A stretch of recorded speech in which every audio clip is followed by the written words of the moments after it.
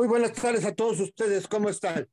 El Consejo del Patrimonio de Áreas y Centros Históricos, a través de nuestro coordinador ejecutivo, el arquitecto Juan Carlos Machinena, le da la más cordial bienvenida a nuestro buen amigo, el licenciado Cristóbal Martínez Maya, que nos va a platicar sobre un tema muy interesante que se llama Camino Real, Tierra Adentro, Patrimonio Histórico de la Humanidad.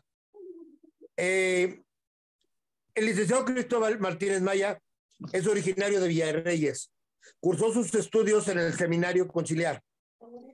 Ahí tuvo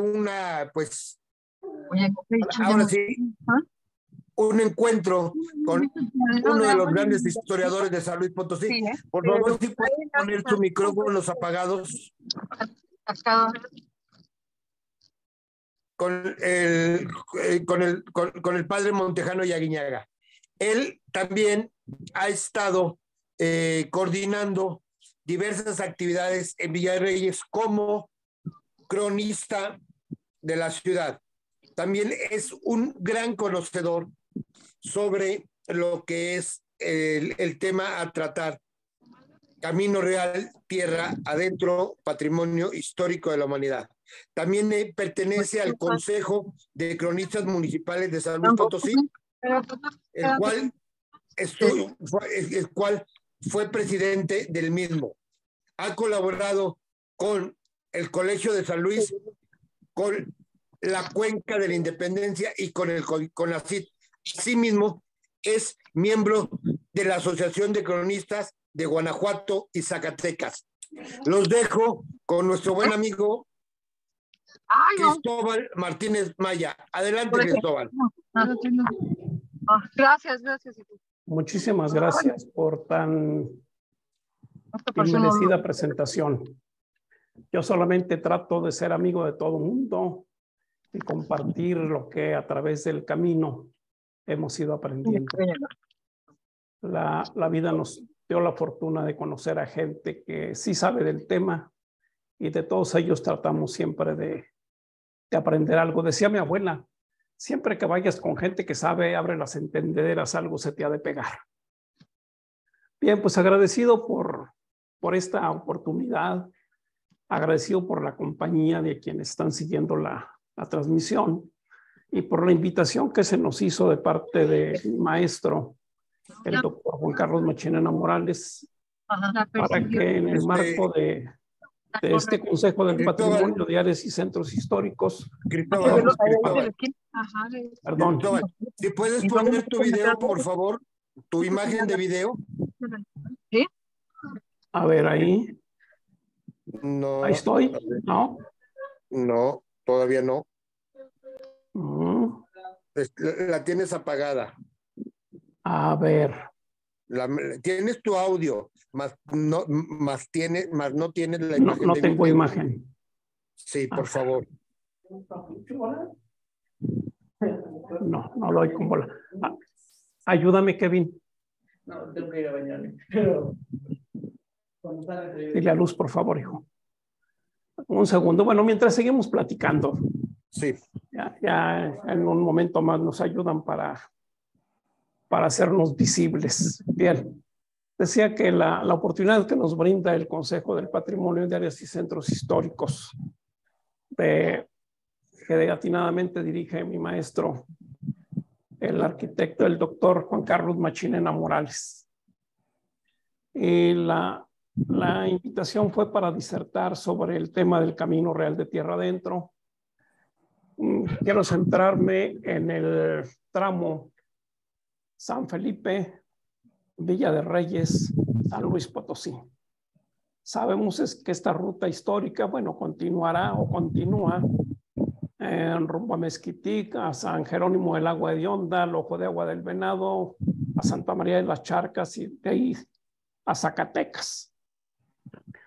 Las primeras noticias que encontramos en documentos relacionados a la propagación de la fe, la propagación del Evangelio hacia el Valle de San Francisco, nos las aporta Fray Guillermo de Santa María. Él es un agustino que viene de conventual a San Felipe. Su propósito era ir al frente.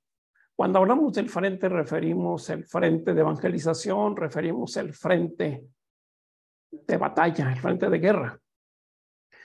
No lo logra en la primera estancia que hace en San Felipe, por ello regresa a España y consigue que el mismo rey le emita las cédulas reales que lo faculten para hacer esas tareas con las que él, pues vamos a decir que soñaba, ¿no? Y de esa manera va a hacer entradas hacia el Valle de San Francisco. Es interesante referir que él dice trabajar en la evangelización de los naturales del Valle de San Francisco, pero nunca refiere que le haya dado nombre a esa tierra. Ya se le venía mencionando así. Hay otros personajes, que es el caso de Nicolás de San Luis Montañez, que se abroga el haber conseguido del propio rey Carlos V la licencia para llamarle Valle de San Francisco a la tierra que él dice haber conquistado un 4 de octubre de 1550. Bien, vamos entrando el tema con Guillermo de Santa María. Él, en su texto mayor, que es fuente para cuando se trabaja la historia de la guerra de la Gran Chichimeca, dice que hizo entradas durante 20 años hacia esas tierras, que logró acasillar, logró hacer una congrega de naturales que después convivieron armónicamente con españoles. También él sigue diciendo que trazó las calles, entregó solares y dio cementeras. Así le reporta a sus superiores de la Orden de los Agustinos.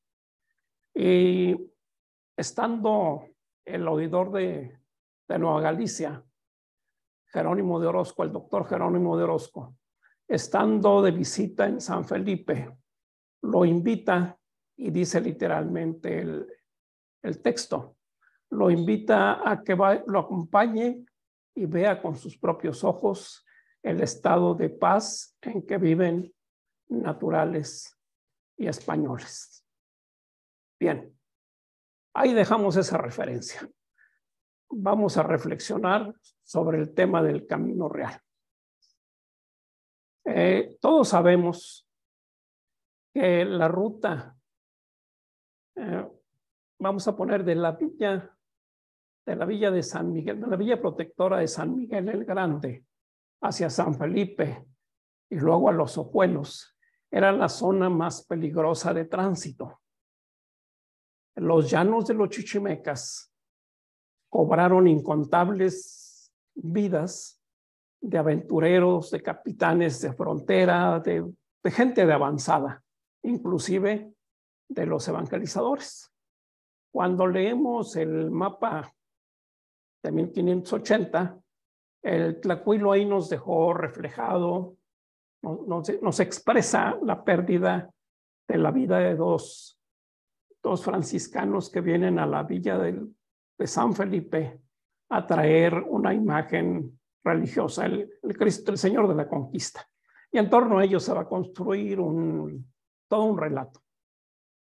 Bien, ya habiendo hecho esa reflexión de que esa región entre San Felipe y Los Ojuelos de Jalisco, siendo los llanos de los Chichimecas, era la más peligrosa, quizá fue emitimos un acerto, de que fue uno de los motivos que empujaron a los capitanes de frontera a buscar una nueva ruta, y la van a encontrar bajando al Valle de San Francisco, que por cierto es una tierra buena, agua en abundancia, bosques de nopal, de maguey, bosques de mezquite, en fin, un hábitat idóneo para los cazadores recolectores que por siglos, que por milenios seguramente, transitaron esta región. Y los buenos oficios de Guillermo ya los había tratado, ya había estado entre ellos y de alguna manera habían aceptado esa presencia. Guillermo nos deja algunos nombres. De momento recuerdo a Juan Jali, a Bartolomillo, a Solomillo. Ellos eran, no puedo decir que caciques principales de esas tribus, pero sí eran gente respetadas por sus grupos y que acompañaban en sus trayectos a Fray Guillermo desde la villa de San Felipe hasta el Valle de San Francisco. Bien. Ya señalamos que dio cementeras, que entregó solares, que trazó calles. Y nos dice que entregó solares para la construcción de un templo, para las casas consistoriales, para la casa del prebendado o del beneficiado, le hace el curato, y para el Campo Santo. Recordemos que el Campo Santo es la principal fuente de ingresos del clero. Con eso la fábrica material de los templos. Bien. En fin, nos hace una serie de precisiones. Casas reales, casas consistoriales. El templo dice haber construido una primitiva ermita. Interpretémoslo quizás una enramada, quizás una pequeña edificación de piedra. No lo podemos precisar, pero nos habla de una ermita en donde dejó pilguanes, donde dejó doctrineros, gente que le enseñara el tema de la religión a los nuevos pueblos. Enseñara muy entre comillas, porque pues todavía no aprendíamos. El español todavía no entiende nuestra lengua y nosotros mucho menos entendíamos la del español. Y sobre todo porque eran varios los grupos que se movían en la región del Valle de San Francisco. Bien, para Guillermo nunca nos hace mención de haber dado un solar para la casa fuerte, para el presidio del Valle de San Francisco. Mas, sin embargo, hay varios historiadores, yo conozco por lo menos dos fuentes, en que nos refieren que el virrey Velasco para 1568 ha ordenado la construcción de un presidio. Así sucede. Bueno, hace la mención de que el propósito es asegurar el camino. ¿Asegurar el camino de qué? Bueno, pues de los posibles ataques de los chichimecas. Transcurren los tiempos y nos encontramos con que para 1583 el cacique de la región, el Jale, confedera a las tribus y las pone en armas. Pero no es, como lo dijéramos, no es una acción fortuita o de capricho, o no es una reacción más que una acción. Perdón, es una reacción. ¿Por qué? Porque los españoles han tomado a los chichimecas por esclavos. Los hacen trabajar. Por cierto, nuestra raza chichimeca no era muy dada a esos trances del trabajo. Bien, lo cierto es que los toman por esclavos y los obligan se sublevan y arrasan con el poblamiento que dejara Guillermo de Santa María, bueno, el incipiente poblamiento que se va formando gracias a los trabajos de aquel fraile agustino. El año de 1583 lo podemos dar por cierto, porque es el tiempo en que llega Miguel Caldera como capitán del presidio del Valle de San Francisco. Está la fecha del nombramiento de este personaje para hacerse cargo de tal lugar y combatir a los alzados. Eso de combatir a los alzados, pues entendemos que era de prioridad, de primerísima prioridad, dado que estamos en el momento, no el más álgido, pero sí en un momento crucial para lograr la pacificación de toda la Gran Chichimeca. aquella guerra que empezó en los peñoles de Nochistlán y el Mistón y que se va a extender por todo el territorio chichimeca, pues está presente en el Valle de San Francisco. Es ahí cuando vendrán otros personajes y harán una entrada en son de armas y dicen haber fundado una villa de españoles y dicen haber... Y por ello el rey les otorga blasones. Me estoy refiriendo a Diego de Tapia y seguramente a su padre, a Conín. Nosotros en Villa de Reyes no hemos logrado dar con nuestra acta de fundación. Este acerto, bueno, esta información la tenemos porque amablemente nos la cedió el licenciado Rafael Montejano Yaguiñaga y nos hizo la precisión.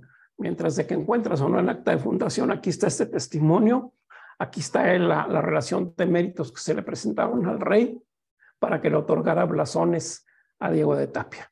Y lo damos por sentado que un 4 de octubre de 1589 se funda la villa del Valle de San Francisco. Bien, nuestro tema es el camino. Ya me están volteando a ver con ojos de ya qué horas empiezas con el camino. Bueno, situémonos en la Plaza Mayor de San Felipe, Guanajuato. Preguntemos a los vecinos dónde queda la Tlachiquera. Tomemos ese rumbo y continuemos hacia la hacienda del Varal del Norte. Esa es la ruta del ramal del Camino Real entre la Villa de San Felipe y el Valle de San Francisco. Dejamos atrás la hacienda del Varal del Norte, nos vamos a meter en una cuesta que los vecinos la identifican como la Cuesta Larga o la Cuesta de San Bartolo.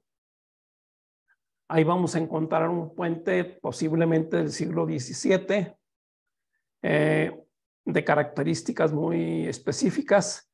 Estamos hablando de una edificación quizás de más de 7 metros de altura y casi por 50 de largo, con todas las características de las edificaciones de aquella época.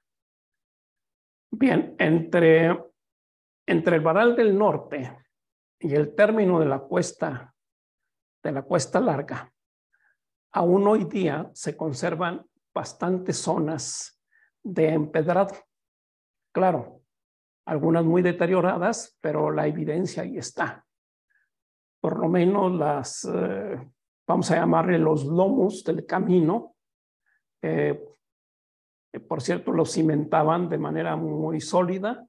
Ahí están presentes y en no pocos tramos está el empedrado de la zona de rodamiento. El ancho, pues en algunos tramos alcanza más de 12 metros, que es lo que queda visible. Bajaremos a San Bartolo y de San Bartolo cruzaremos un río que es el que abastecía la presa que en 1933 colapsó y que ocasionó grandes daños en la región. Dejamos atrás San Bartolo para entrar al Jaral de Berrio. Cuando visitemos el Jaral, preguntemos dónde está la puerta o el garitón. Ahí justamente entra el Camino Real para pasar frente al Palacio del Jaral. Y de ahí enfilemos rumbo a, todos seguramente conocemos el Gogorrón Viejo, o Pozo del Carmen, o bien llamado, o también llamado el Ojo de Agua de Micaila. Eso es como le dicen los vecinos y como está referido en documentos que se presentaron cuando los agraristas reclamaron la restitución de tierras que había usurpado la hacienda de Gogorrón desde los tiempos de su fundación. Desde que Pedro de Arizmendi Gogorrón llegó a la región, pues se adueñó de los terrenos que por disposición virreinal se habían otorgado a los pobladores del Valle de San Francisco. Bien, aquí hay un valor interesante. Ese Ojo de Agua de Micaila mantenía una laguna y hay una referencia documental. Algún día el obispo michoacano le hace una anotación al párroco del Valle de San Francisco y le pide que atienda el deterioro que está sufriendo el templo ahí donde la piedra fundamental, en donde el crucero, la humedad está dañando los muros. Como es un registro en libros, el párroco tiene que salvar atender la observación.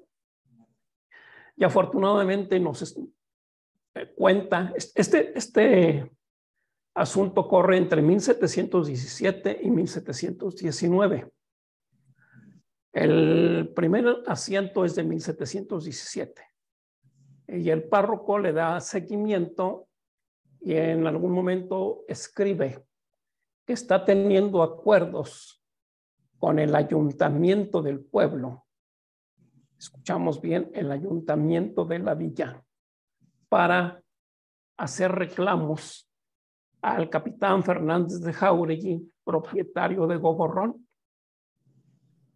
Y ese reclamo va a ser enfocado a que las aguas los excedentes de aguas que deriva la laguna de arriba se canalicen, ya no se dejen correr como aguas broncas por el pueblo, se canalicen para salvar de los daños que está ocasionando la humedad a las principales fincas del centro histórico de Villa de Reyes.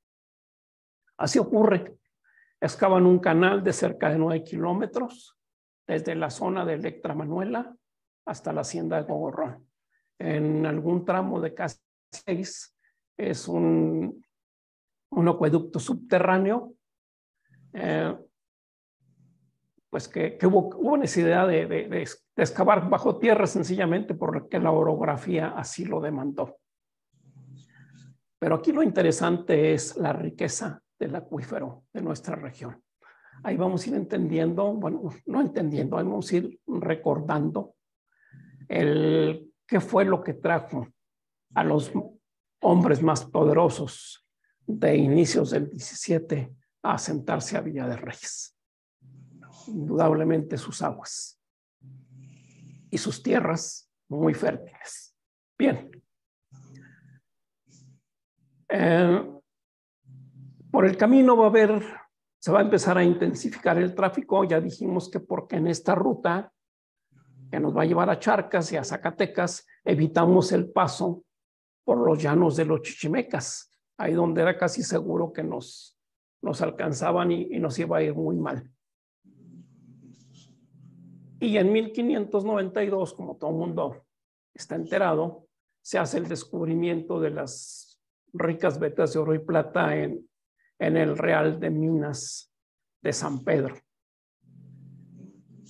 Y va a fortalecerse la actividad productiva en la región de Villa de Reyes. ¿Por qué? Pues porque para moler y afinar metales es fundamental el agua. Y en la región del Valle de los Bledos, el Valle de San Francisco, hay una corriente permanente, caudalosa, que va a permitir el asentamiento de haciendas de beneficio de metales. Y ahí nos vamos a encontrar a un Francisco Cárdenas que venía de San Felipe, donde los indios le habían destruido sus pertenencias, donde le habían quemado sus trojes con sus cosechas, le habían matado esclavos, en fin, una serie de sucesos. Cárdenas le pide al virrey una oportunidad para resarcir sus daños y el virrey le otorga tierras en donde él encuentre un sitio adecuado a sus intereses. Ese sitio va a ser Bledos. Y en Bledos va a beneficiar metales que él está extrayendo de la Sierra de Pinos y que también está explotando en el Cerro de San Pedro. Y ahí vamos a encontrar en los inventarios de Bledos el número de unidades de transporte, su flota de carretas para el trasiego, el acarreo de esos minerales. ¿Por qué hasta Bledos? ¿Por qué caminar de Pinos, Abledos, de San Pedro, Abledos, porque ahí tenemos agua en abundancia, porque ahí los bosques de mezquite son muy ricos. Y no olvidemos que para fundir necesitamos fuego y para atizar necesitamos leña. Y el mezquite es muy buena leña.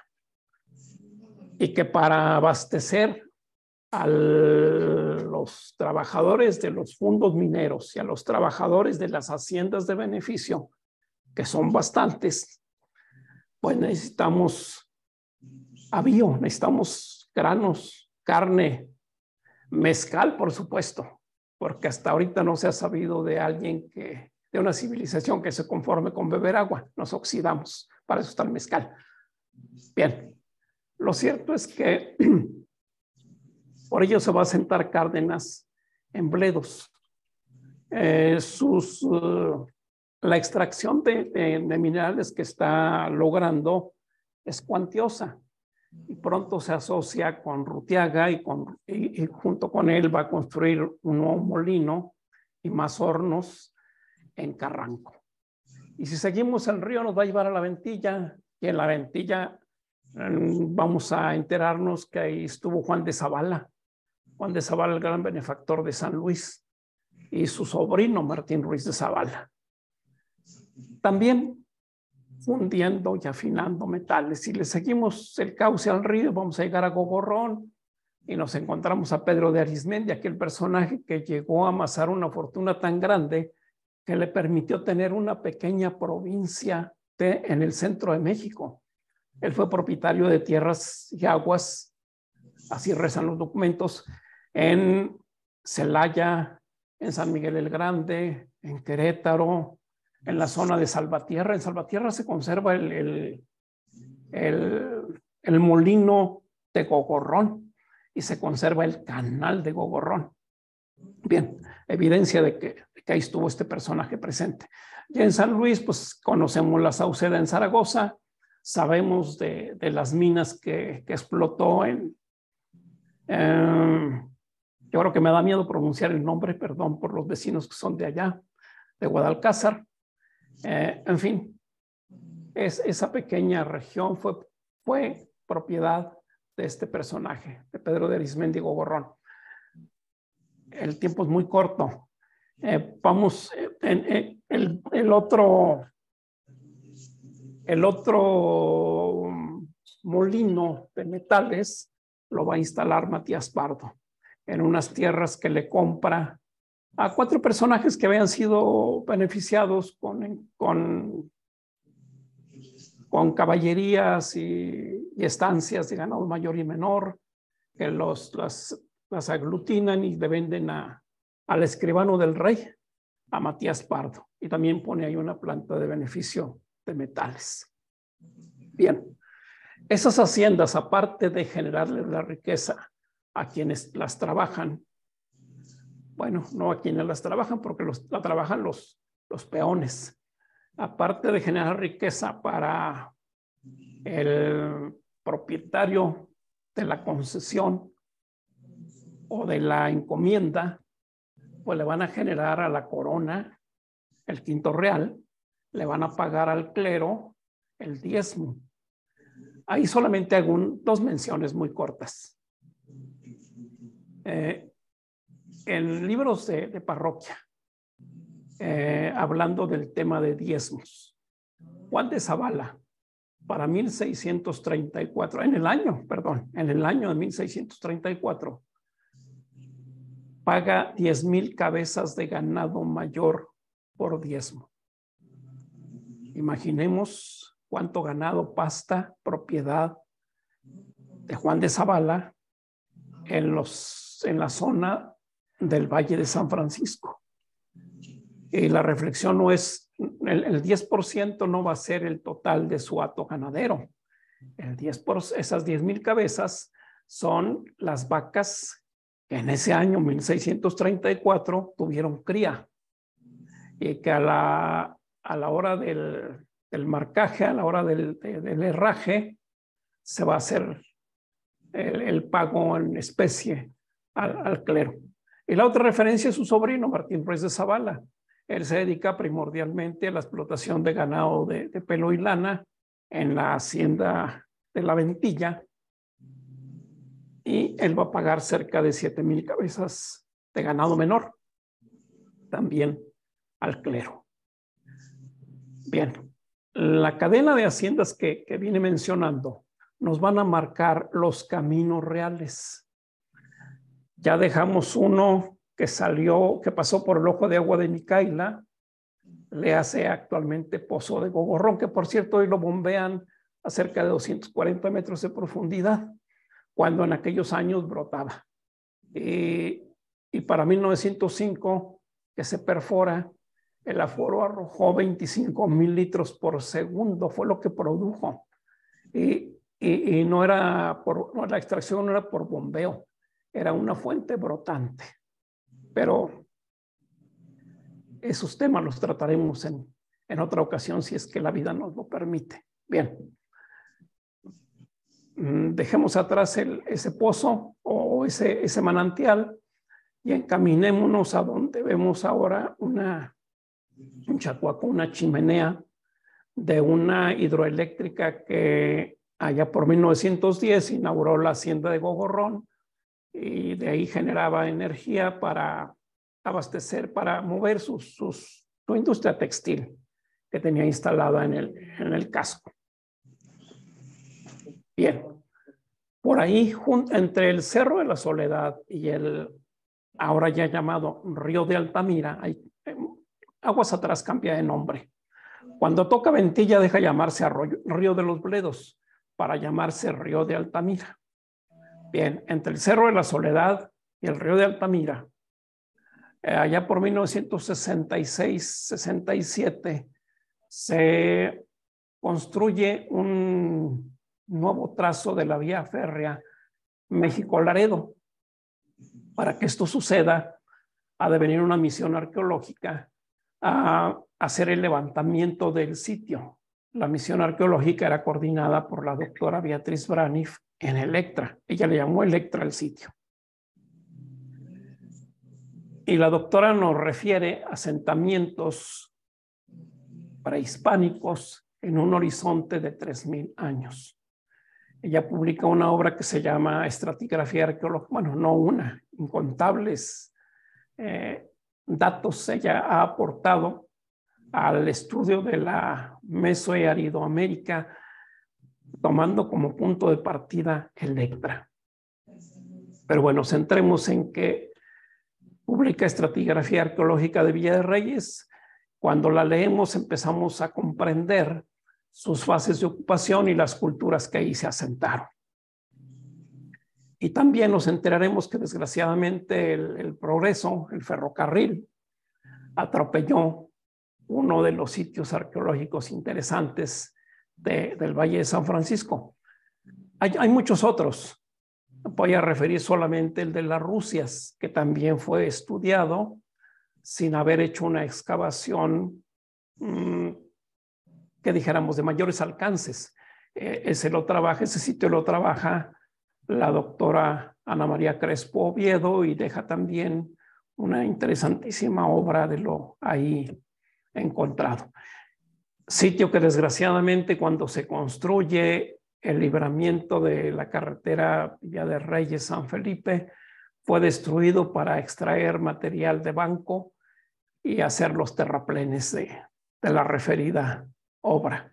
Bien, ya pasamos Electra, vamos a vadear el río de Altamira, entraremos por la calle Real al pueblo, a Villa de Reyes. A 3 cuadras nos encontraremos frente al presidio, al fuerte del Valle de San Francisco. Finca que afortunadamente en sus espacios exteriores se conserva en buen estado, no ha sido alterada, no así lo interior, que es de particulares. Bien, el fuerte pues se distingue por su atalaya y esto nos permite hacer algunas observaciones y reflexiones. el por qué los muros tan altos. Conocemos el fuerte de Ojuelos y lo comparamos con el del Valle de San Francisco y vemos los muros muy, muy elevados. Y cuando caminamos por las azoteas, nos encontramos con que el muro sirve de parapeto. El remate del muro nos permite cubrir pues nuestro cuerpo, ¿no? Desde la ¿No atalaya. puedes checar las calificaciones? ¿Sabes si ya aparecieron? No tiene todavía.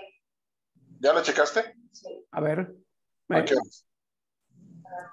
¿Ya me fui de tiempo? A ver, me aparece que está hablando Patrimonio. ¿Ya me pasé? No, Cristóbal, tú síguele. Tú síguele, Bueno, tú síguele.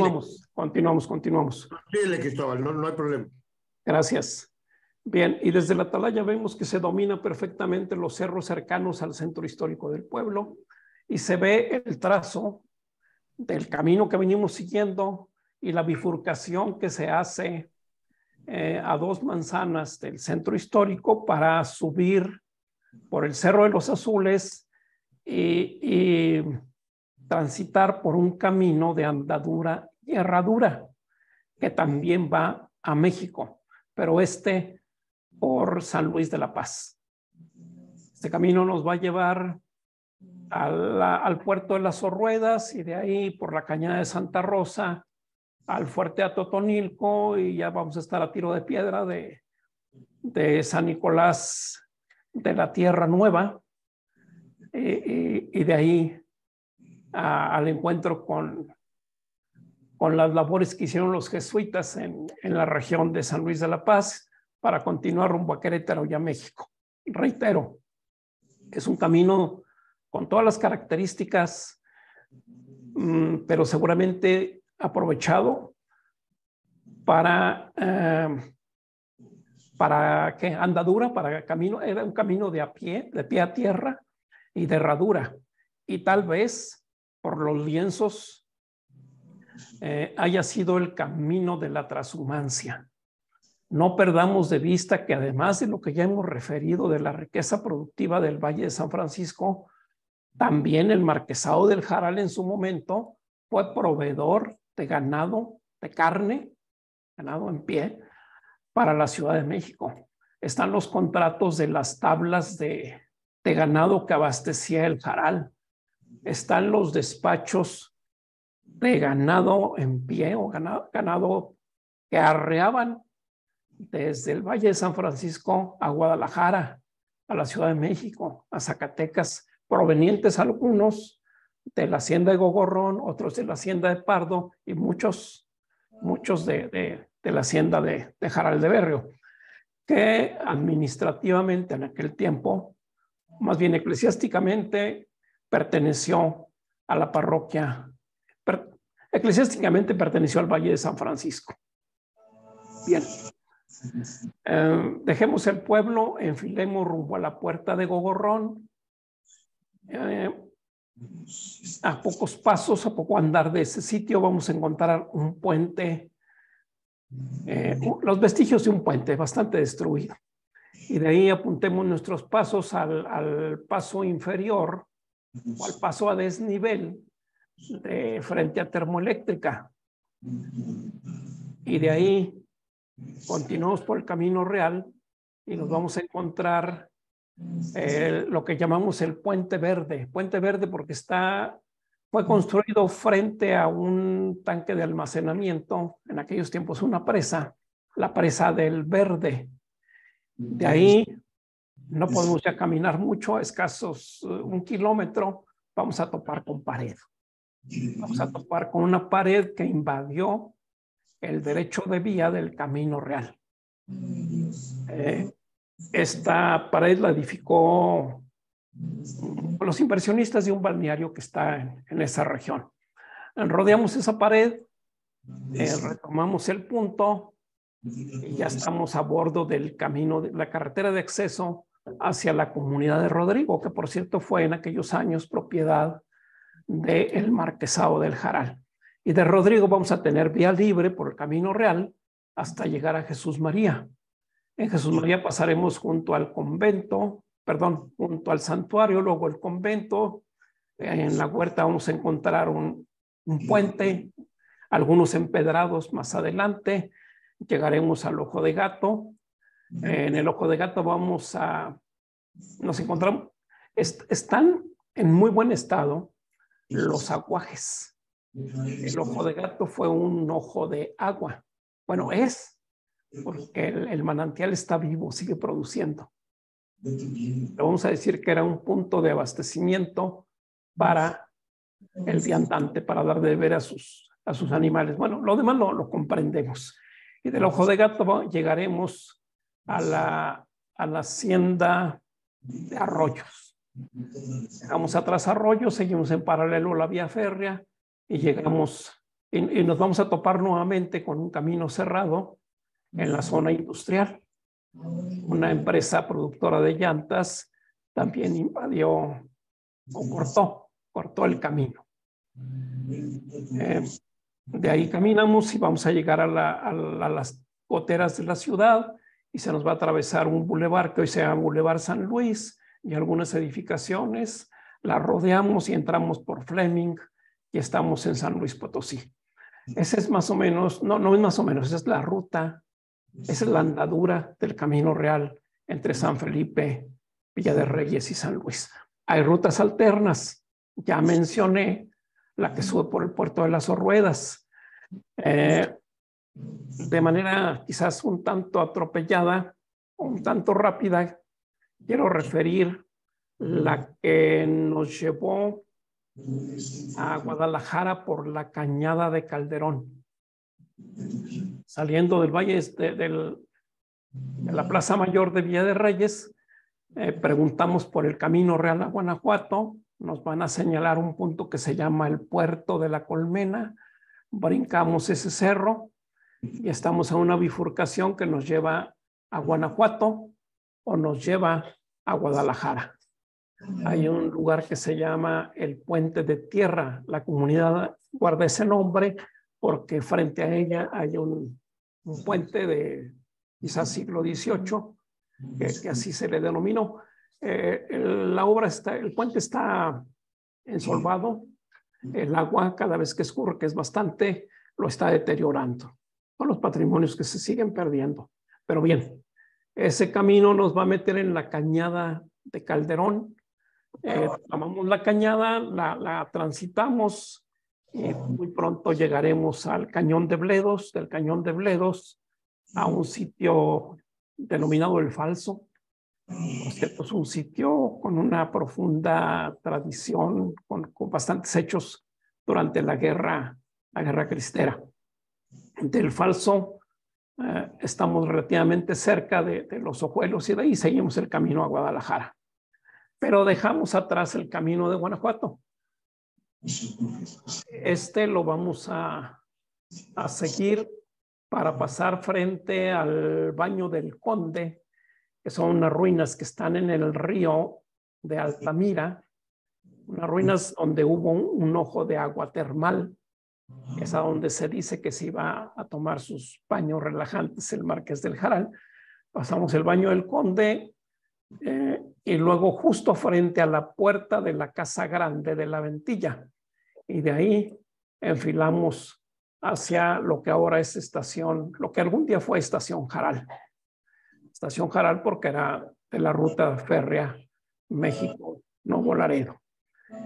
Y ahí entroncamos con el camino de carretas y diligencias que ya referí.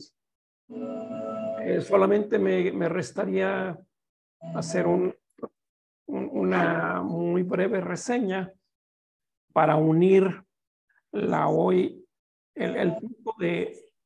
para unir la comunidad de Calderón ahí frente al casco de la fracción de Gogorrón, llamado también Hacienda de Calderón, que nos llevaría al Saucillo, en donde hay atarjeas, luego al Chiquihuitillo, que se asegura es un sitio prehispánico. Hay quien se atreve a decir que es una pirámide. Y de ahí apuntaríamos a Lagunita de Jazos, de Lagunita de Jazos al Novillero, que ya desapareció porque quedó en el vaso de la presa de Jesús. y de ahí a la presa de la Cantera.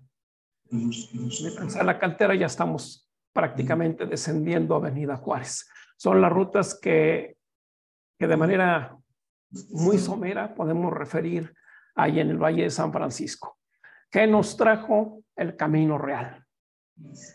Bueno, pues nos trajo el mestizaje, nos trajo la tercera raíz, nos trajo otra raíz que poco se refiere, la sangre, los chinos. Sabemos que Arizmendi Arizmendi Gogorrón, el fundador de la hacienda que lleva ese nombre, era un personaje rudo, muy pocos sentimientos, agarró a garrotazos a un fraile franciscano y también se sabe que mató a latigazos a un esclavo chino. Bien.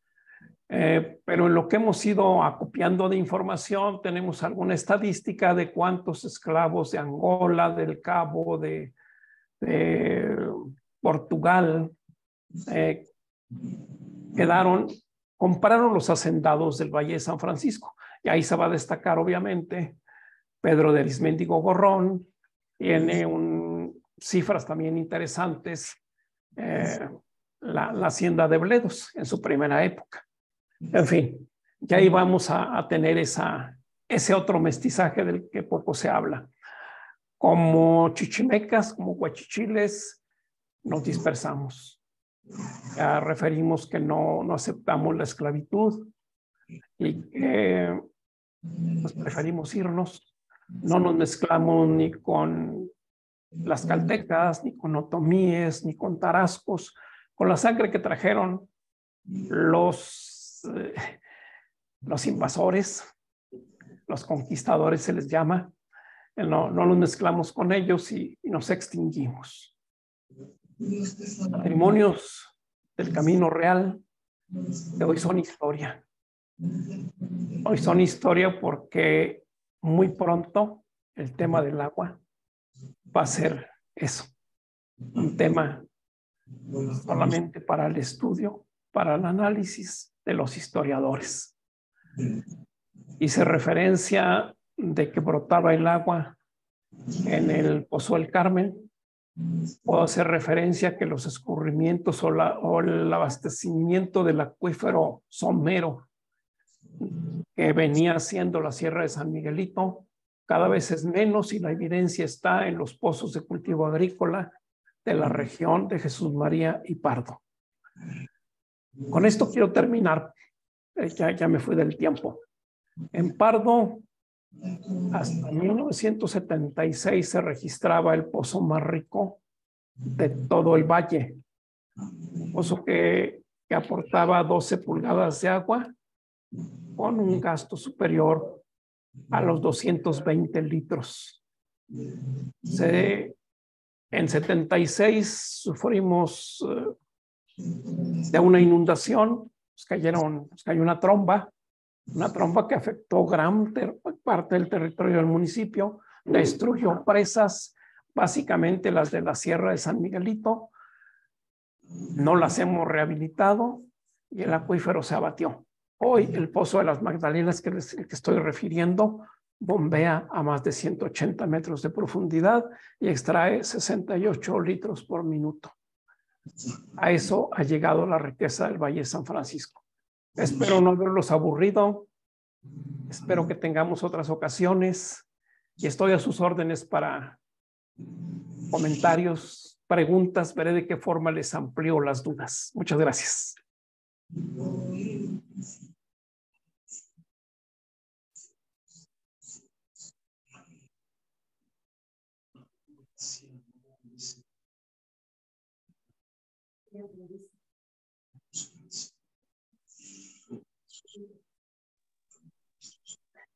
Cristóbal, buenas tardes. A la orden, buenas tardes. Bueno, primeramente felicitarte. Creo que nos fuiste adentrando muy ligero para toda la información que nos diste, y creo que esto nos abre una visión más amplia de lo que es el Camino Real de Tierra Adentro. Creo que esto no lo hemos sabido explotar todos los potosinos, para darle el rango y el margen, la magnitud real de lo que es el Camino Real. Y nosotros tenemos que ser los primeros promotores y difusores de este patrimonio. Comentarte que, bueno, a mí también me tocó ver, hay una afectación que tuvo la presa de La Ventilla en el año 2002, 2003, no me acuerdo, de una inundación que tronó la presa, y siendo patrimonio, pues nos tocó estar allí viendo en el Instituto Nacional de Antropología, y fuimos a ver la desafectación, que fue muy grande también, en lo que fue la cortina de la presa. Y felicidades. Y déjame abundar que, como siempre, pues hay que decirlo claro, la indolencia, ¿no? A la cortina de la presa de los Dolores le crecieron 2 mezquites que nunca les pusimos atención. Las raíces debilitaron la cortina, cae una tempestad muy fuerte en las zonas altas de Bledos. Interesante el tema de la hidrología en el Valle de Bledos y Valle de San Francisco. De la región de Bledos tenemos un parteaguas de más de 80 kilómetros. Entonces imaginemos los escurrimientos cuando hay tempestades, cuando hay tormentas que dejan caer varios milímetros de agua, que fue lo que ocurrió en la presa de los Dolores, y el dolor que dejó en las familias al haber perdido seres queridos y bienes. Gracias por tu comentario.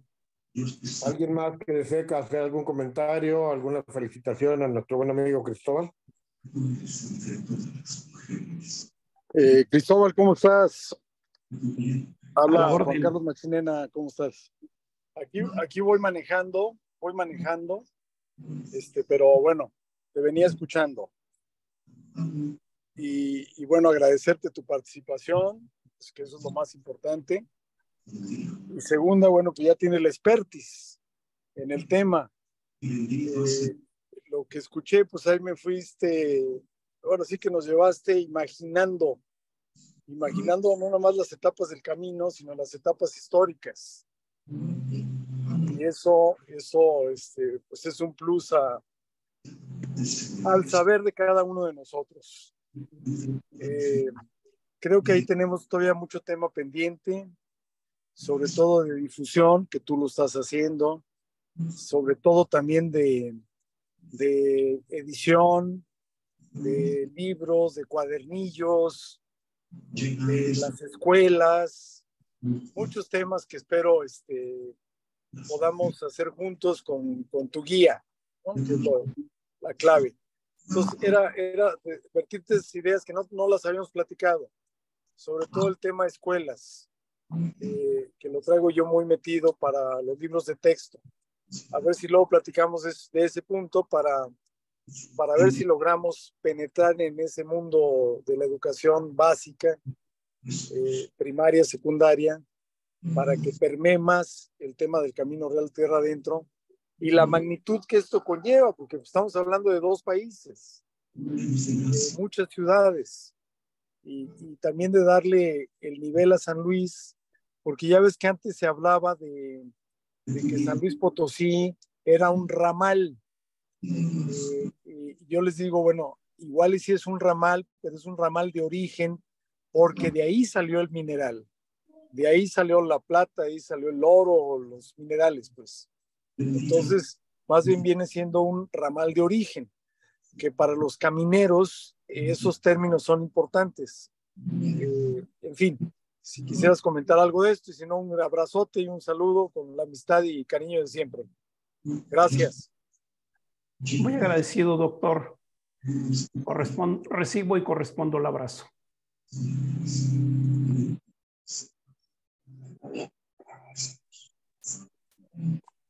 ¿Alguien más que desee comentar algo más?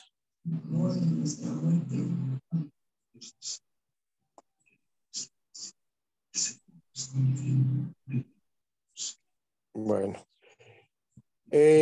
Pues a nombre del arquitecto Juan Carlos Machinena Morales, coordinador ejecutivo del Consejo del Patrimonio de Áreas y Centros Históricos, te damos las gracias, Cristóbal, por esta esta riqueza de conocimiento que nos acabas de inyectar, que nos acabas de dar sobre lo que es nuestro camino real tierra adentro, sobre la historia nos fuiste llevando imaginándonos cómo estaba en ese tiempo, cómo eran las haciendas de beneficio, cómo eran el Cerro de San Pedro, todo eso, el gran caudal, cuando tú mencionaste el gran caudal que había en Gogorrón, que era a flor de tierra, se puede decir, de cerca de 6,000 litros por segundo, algo así comentabas. Yo me imaginaba ver todo eso, ver esos caminos, ver esas haciendas, ver esa torre, ese horno de beneficio que había en la zona de Bledos y Carranco, el pago que le hizo al clero de 10,000 cabezas de ganado mayor, ¿sí? No es poca cosa. Imaginemos cuál era su hato ganadero que tenía, ¿sí? Mi estimado Cristóbal, pues no nos queda más que agradecerte esta plática que tuviste con nosotros y pues no nos queda más que también felicitar y agradecer a los que estuvieron presentes y que pasen muy buenas tardes. En nombre del Consejo del Patrimonio de Áreas y Centros Históricos.